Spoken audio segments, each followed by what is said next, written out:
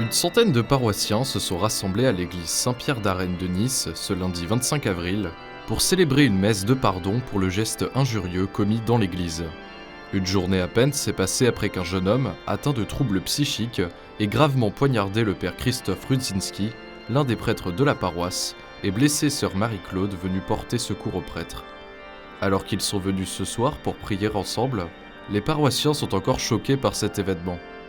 Je suis paroissienne ici. Mes deux enfants préparent le catéchisme cette année. Habituellement, nous venons le dimanche, mais ce week-end-là, on n'a pas pu. Et lorsqu'on a appris, ça nous a d'autant plus peiné parce que le père Christophe a été poignardé. C'est le responsable des catéchismes ici. Et même la sœur qui a été aussi impactée s'occupe aussi des enfants au niveau du catéchisme. Donc on est peiné et dans l'incompréhension totale. Je me suis réveillée à 10h en entendant des coups de fil, des pimpons de partout, du SAMU, etc. avec la mauvaise nouvelle. Et j'ai regardé Internet et j'ai vu que le drame de Notre-Dame recommençait encore dans mon quartier, dans mon église. J'ai été pleine de colère et de désarroi. Je me pose des questions et on se demande jusqu'où la folie des hommes ira. Voilà, maintenant, quand on n'est pas content, on tue. C'est inadmissible. Et c'est très triste et très inquiétant.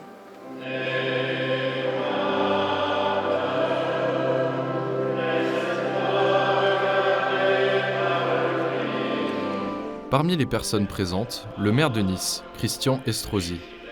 Pour le curé de la paroisse, le père Gilles Florini, se réunir au plus vite avec les paroissiens était très important. Le but de la messe d'aujourd'hui, c'était vraiment de coller le plus proche de l'événement d'hier malheureux pour rappeler aux gens que l'espérance chez les chrétiens était quelque chose de réel.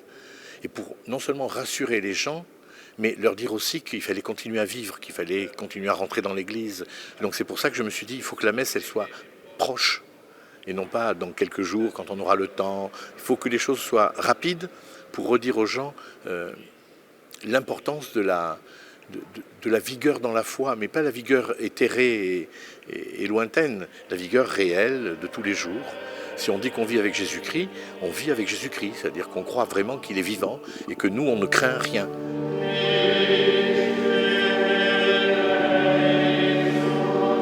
Si les jours du prêtre ne sont pas en danger, il est toujours hospitalisé, sœur Marie-Claude, elle, a pu venir pour la messe, malgré l'opération qu'elle venait de subir sur sa main blessée.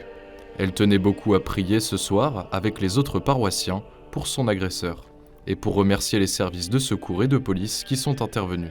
J'ai pris tout ça dans ma prière parce que je pense qu'on a tout ça apporté pour ce jeune et pour tous les jeunes malheureusement blessés, tordus qu'on voit ici de plus en plus, non, je tiens à le dire, ça de plus en plus nombreux et vraiment c'est inquiétant. Hein.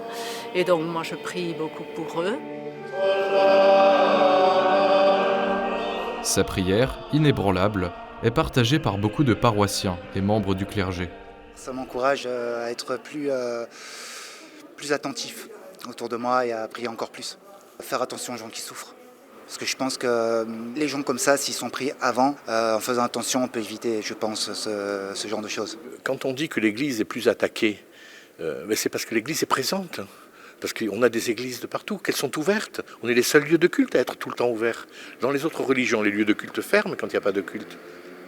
Que ce soit la mosquée ou la synagogue.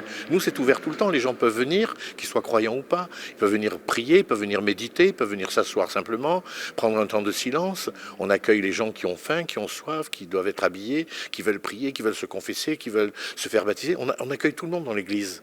Et je crois que la particularité des chrétiens, c'est justement d'accueillir tout le monde. Mais en même temps, il y a le risque que de temps en temps, il y a quelques brebis qui ne fassent pas partie du troupeau. Mais c'est un risque à prendre, autrement on n'est pas chrétien, quoi. Nous avons confiance dans les êtres humains et nous voulons le manifester. Une ouverture. Qu'ici, dans ce havre de paix, tout le monde soit le bienvenu, quel qu'il soit. Et que rien ne va s'opposer à notre confiance.